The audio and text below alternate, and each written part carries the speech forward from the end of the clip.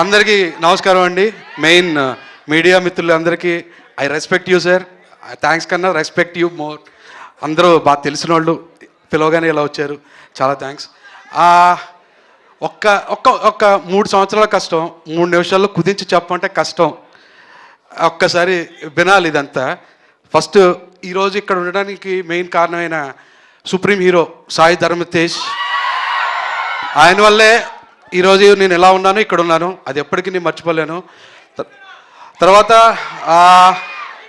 నా direction team, ఒకసారి నా టీం అంతా ఒకసారి వస్తే, ఎవరెవరు ఉన్నారో ఒకసారి టీం అంతా ఒకసారి పైకి రండి. And screen play, additional screen play విశ్వ ఒకసారి రండి. కుదిరితే కెమెరాస్ జూమ్స్ తీసుకోండి సార్. నాది రాకపోయినా పర్లేదు, వాళ్ళ జూమ్ క్లోజులు పడాలి. ఎందుకంటే నెక్స్ట్ వాళ్ళకి సినిమాలు రావాలి, వాళ్ళ డైరెక్టర్స్ అవ్వాలి. మనస్ఫూర్తిగా నాతో పాటు సమానంగా కష్టపడ్డ వాళ్ళు వీళ్ళు కూడా ఉన్నారండి. ఎంత నేను తీసినా, ఎంత నేను పరిగెట్టినా, నాతో పాటు వీళ్ళు పరిగెట్టకపోతే నేను సినిమా తీయలేను. నేను అనుకున్న సినిమా అసలు తీయలేను. కాబట్టి వీళ్ళంతా కొంచెం టైం పట్టినా పర్లేదు బ్రదర్స్, ఎందుకంటే వాళ్ళ క్లోజ్లు ఇంపార్టెంట్. తర్వాత మధు గారు, ఈయన డైరెక్టర్ నేను అవ్వచ్చు, స్టోరీ రైటర్ నేను అవ్వచ్చు, కానీ నాతో సమానంగా డే అండ్ నైట్స్ ఈయన చాలా కష్టపడ్డారు. షూటింగ్లో కష్టపడ్డారు, మా ఆఫీస్లో రైటింగ్ అప్పుడు కష్టపడ్డారు, నైట్ మధుశాల సిట్టింగ్ వేసినప్పుడు కష్టపడ్డారు. అన్ని చోట్ల నాతో పాటు పెగ్గులో పోటీ పడ్డారు, రైటింగ్లో పోటీ పడ్డారు, అంత కష్టపడ్డారు. నాకెంత అంటే రేపు రిలీజ్ అయ్యి నాకెంత పేరు వస్తే సగం క్రెడిట్ మాత్రం మధు గారిదే. అది చెప్పాలి, తప్పదు సార్. నెక్స్ట్ సార్, ఈ బచ్చలమల్లి అన్న సినిమా తీయడానికి మెయిన్ రీజన్ ఏంటంటే, నేను నా లైఫ్లో చేసిన బిగ్గెస్ట్ మిస్టేక్, మా మదర్ విషయంలో నేను బిగ్గెస్ట్ మిస్టేక్ చేశా. కరోనా టైంలో నేను వెళ్ళి ఉండాల్సింది. ఆ టైంకి నేను సోలో బ్రతికే తర్వాత ఇక్కడ ఉండిపోయి హైదరాబాద్లో ఉండి ఇంటికి వెళ్ళలేకపోయా. తర్వాత తెలిసి ఇంటికి వెళ్ళొచ్చు, ఛాన్స్ ఉంది. బట్ చిన్న ఏమవుద్దులే, ఎక్కడ పోతుంది, ఇంటి దగ్గర ఉంటుంది కదా అనుకున్నా. కానీ ఇక్కడి నుంచి కరోనా వచ్చింది, హాస్పిటల్లో ఉన్నారన్నప్పుడు నేను ఇంజెక్షన్స్ కూడా తీసుకుని వెళ్ళా. మార్నింగ్ ట్రైన్లో జర్నీ చేసా. అప్పుడు ట్రైన్ కూడా తక్కువ ఉండే. ఇంటికి వెళ్ళిన తర్వాత హాస్పిటల్లో ఉంది, ఆఖరి చూపు, చనిపోయింది. మాట్లాడడానికి కూడా తను లేదు. అప్పుడు అనిపించిందండి, టేకెన్ గ్రాంటెడ్గా తీసుకోకూడదు ఏ సిచ్యువేషన్ అయినా. అది మనకు నచ్చిన వాళ్ళు, మనం మంచి కోరుకునే వాళ్ళ విషయాల్లో అస్సలు టేకెన్ గ్రాంటెడ్గా తీసుకోకూడదు కదా. లైఫ్లో వెనక్కి వెళ్ళి సరిదిద్దుకోవాలని, తప్పు చేయకూడదు కదా అని స్ట్రాంగ్ హిట్ అయిన తర్వాత ఓ రోజు అనిపించిందండి, ఈ పాయింట్ మీద కథ చెప్పాలి. అది మూర్ఖత్వంతో వెనక్కి వెళ్ళి సరిదిద్దుకోవాలని, తప్పులు చేయకూడదు లైఫ్లో అనే ఒక పాయింట్ చెప్పాలి. ఎందుకంటే ఇది నేను ఒక్కడనే చేశాను తప్పని కాదు, చాలామంది అంటే ఇక్కడ ఉన్నోళ్ళు లేకపోతే చూసేవాళ్ళు ప్రతి ఒక్కళ్ళు ఒక్కొక్క మూమెంట్లో తప్పు చేస్తుంటారు చూడండి. అది అడ్రస్ చేయాలనిపించిందండి. ఆ పాయింట్ మీద జెన్యున్గా చెప్పాలనిపించింది. నా బెస్ట్ నేను ఇచ్చానండి నేను అనుకుంటున్నా. ఇది తీయడానికి, ఈ పాయింట్ చెప్పడానికి నాకు ఫస్ట్ ఎంకరేజ్ చేసింది నరేష్ గారు. ఆయన దగ్గర 100% అండి. నరేష్ గారు లేకపోతే బచ్చలమల్లి అన్న క్యారెక్టర్ నేను ఇలా తీయలేకపోయినేమోనండి.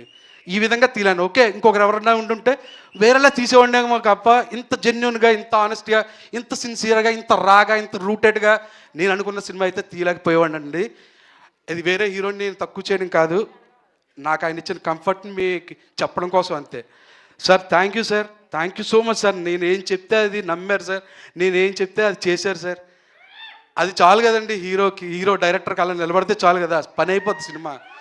అది పని అయిపోద్ది సినిమా. అది ఎప్పుడు హీరో నమ్మి, డైరెక్టర్ని కథని నమ్మి ఉన్నాడు అనుకోండి, ఆ సినిమా ఎప్పుడు మోసం చేయదు. మేబీ ఏదన్నా జరగచ్చేమో తప్ప అది మోసం అయితే చేయదు ఆ సినిమా. డెఫినెట్గా అంత కాన్ఫిడెంట్గా ఉన్నాను. తర్వాత అమృత గారు,